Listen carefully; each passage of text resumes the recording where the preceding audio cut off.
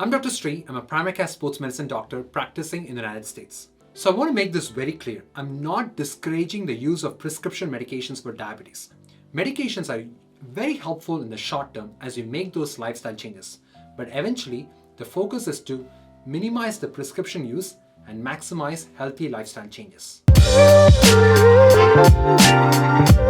Diabetes is a pandemic right now. Did you know that there are two other pandemics that are happening simultaneously?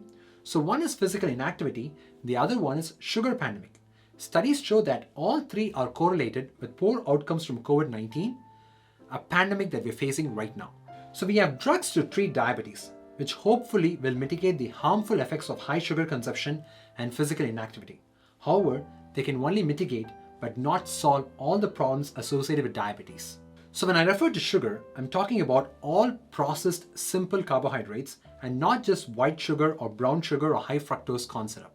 So let me give you a scenario to understand this. A 50-year-old Asian male comes to my clinic with a BMI of 27. Since he is an Asian, a BMI of 27 is considered obese. So this patient is not muscular and his waist circumference is 36 inches. The BMI is probably accurate in this setting, classifying him as obese. He works in the information technology industry and he spends most of his time sitting. He eats 3 meals a day and his last meal is around 8 p.m. He enjoys sweet tea and most of his meals consist of processed carbohydrates like white rice, rice cakes and bread. He does not eat veggies in his diet. His blood work shows uncontrolled diabetes with an average blood sugar level of around 250 mg per deciliter.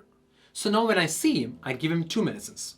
So one is called as a metformin, the other one is glimepiride, a commonly prescribed medication. So one improves insulin sensitivity, the other actually increases insulin secretion.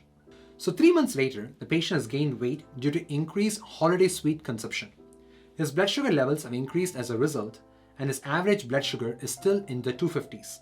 So I start him on insulin, and he gains a little bit more weight, but after 3 months, his average blood sugar decreases to 120s, which is considered as a well-controlled diabetic. So now let me go 6 months back and treat the same patient but in a different way.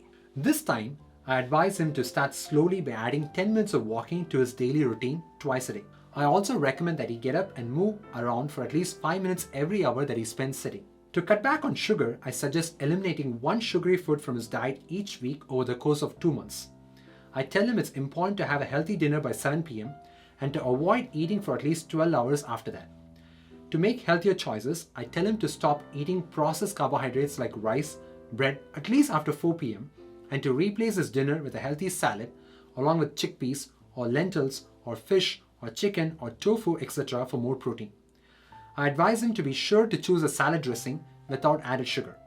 Instead of prescribing 2 different medicines, I might start with one or maybe nothing. So let's say he comes back for a 3-month follow-up and his average blood sugar is 120s, his BMI is 24, his waist circumference is 33 inches. So now with both the strategies, the blood sugar remains the same. But there's a key difference here. So with the first strategy, the patient's diabetes is controlled, but he has high insulin levels. With the second strategy, the patient diabetes is also controlled, but he has lower insulin levels and is also more insulin sensitive. So both patients have been helped preventing glucose toxicity complications like diabetic neuropathy, retinopathy, and nephropathy. However, hyperinsulinemia, or also called as increased insulin levels, can increase the risk for heart disease, stroke, cancer, and so forth. So the patients with lower insulin levels is likely to have a better quality of life. Hi guys, are you finding value in this video? If the answer is yes, this video can really help a lot of other people also.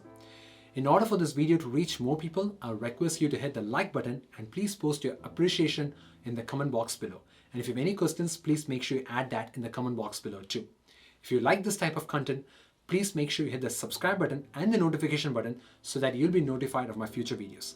Thank you. So what is my advice? So let us say you have type 1 diabetes. You're probably going to need insulin for the rest of your life. However, if you live a healthy lifestyle, you'll require the least amount of insulin to keep your blood sugars under control. If you have type 2 diabetes, there is a chance that you will not need any medication at all, or you may only need a small amount of medication to keep your blood sugar levels under control. So if you are suffering from diabetes, either type 1 or type 2, I would highly recommend to get educated about insulin resistance. Why should type 1 be educated about insulin resistance? The answer is that a type 1 can eventually become a type 1 plus type 2.